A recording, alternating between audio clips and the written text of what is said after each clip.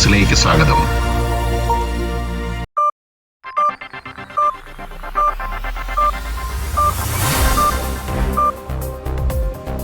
അയർലൻഡിൽ നവംബർ 29 അടുത്ത പൊതു തെരഞ്ഞെടുപ്പ് നടക്കുമെന്ന് പ്രധാനമന്ത്രി സൈമൺ ഹാരിസ് പ്രഖ്യാപിച്ചു. ഈ തെരഞ്ഞെടുപ്പിൽ പ്രധാന രാഷ്ട്രീയ പാർട്ടികൾ അവരുടെ പ്രാദേശികവും ദേശീയവുമായ നയപരിപാടികൾ അവതരിപ്പിക്കാൻ മുന്നോട്ട് വന്നിട്ടുണ്ട്. പ്രചാരണ പരിപാടികൾ ഇതുവരെ തുടങ്ങിയതോടെ പാർലമെന്റിന്റെ പിരിച്ചുവിടൽ ഔദ്യോഗികമായി നടപ്പിലാക്കി. ഈ തെരഞ്ഞെടുപ്പ് പ്രശ്നങ്ങളായ വാസസ്ഥലക്ഷാമം, ആരോഗ്യ സംരക്ഷണ മേഖലയിലെ സുസ്ഥിരത, കാലാവസ്ഥാ ചട്ടങ്ങൾ എന്നിവയെ മുൻനിരയിൽ നിന്ന് ഉന്നയിക്കുന്നുണ്ട്. രാഷ്ട്രീയ നേതാക്കളുടെ സമീപനങ്ങൾ പൊതുജനത്തിന്റെ കാര്യകാരണ ബോധത്തെ ബാധിക്കുമെന്നതിനാൽ ഇത് നിർണായകമാണെന്ന് വിലയിരുത്തപ്പെടുന്നു.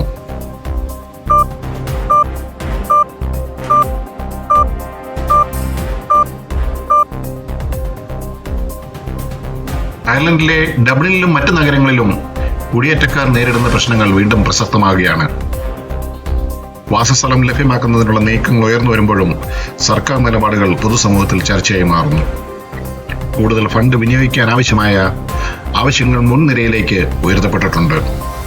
നീതി കിട്ടാത്ത കുടിയേറ്റ പ്രശ്നങ്ങൾക്ക് ഒരു പരിഹാരമാകുമെന്നാണ് എല്ലാവരുടെയും പ്രത്യാശ.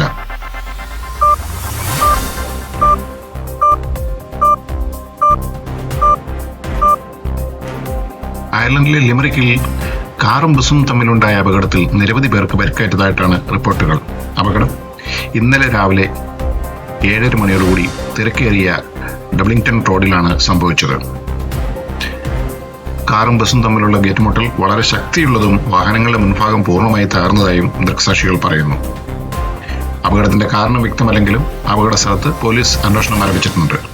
വഴിയാത്രക്കാരിൽ ചിലരുടെ നിർദ്ദേശപ്രകാരം കാർ അമിത വേഗത്തിലായിരുന്നെന്നാണ് പ്രാഥമികമായിട്ടുള്ള നിഗമനം.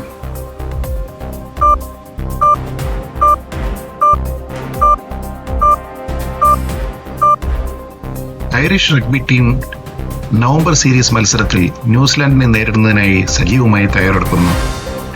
ലോകമഹാകപ്പ് 3-ാം റൗണ്ടിൽ താരങ്ങൾ പ്രകടിപ്പിച്ച മികച്ച ഫോമിന് പിന്നാലെ ഈ മത്സരം അവരുടെ കഴിവുകൾ വീണ്ടും പരീക്ഷിക്കാൻ ഒരു വലിയ അവസരമാണ്.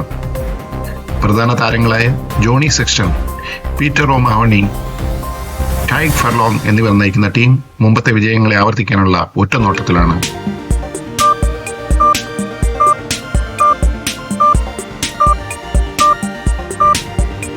ഐറിഷ് ഉദ്യോഗാർത്ഥികൾ ഇപ്പോൾ ഹൈബ്രിഡ് ജോലികൾക്കാണ് കൂടുതൽ മുൻതൂക്കം നൽകുന്നതെന്ന് പഠന റിപ്പോർട്ടുകൾ സൂചിപ്പിക്കുന്നു. പാൻഡമിക്കിന് ശേഷമുള്ള കാലഘട്ടത്തിൽ വീടുകളിലും ഓഫീസുകളിൽ നിന്ന് പ്രവർത്തിക്കുന്നതിനുള്ള സൗകര്യം ലഭിക്കുന്ന ജോലികൾ കൂടുതൽ പ്രചാരത്തിലാണെന്ന് ആണ് മനസ്സിലാക്കുന്നത്. സാധാരണ ഓഫീസ് ജോലികളേക്കാൾ മികച്ച കരിയർ ബാലൻസ് നൽകുന്ന ഹൈബ്രിഡ് മോഡൽ തൊഴിൽ തേടുന്നവർക്കിടയിൽ വലിയ സ്വീകാര്യത നേടിയിരിക്കുകയാണ്. ഓഫീസ് സ്ഥലം മൊത്തമായിട്ട് ഒഴിവാക്കേണ്ടതില്ലെങ്കിൽ കൂടിയും ദൈനംദിന യാത്രയും പഴയ രീതിയിലുള്ള സമയമുടക്കവും കുറയ്ക്കുന്നതാണ് ഇതിന്റെ ഏറ്റവും പ്രധാനപ്പെട്ട ആകർഷണം. ഇതോടെ ഈ ബുള്ളറ്റിൻ സമാപിക്കുന്നു. കൂടുതൽ വാർത്തകൾക്കായി സബ്സ്ക്രൈബ് ചെയ്യുക. നന്ദി, നമസ്കാരം.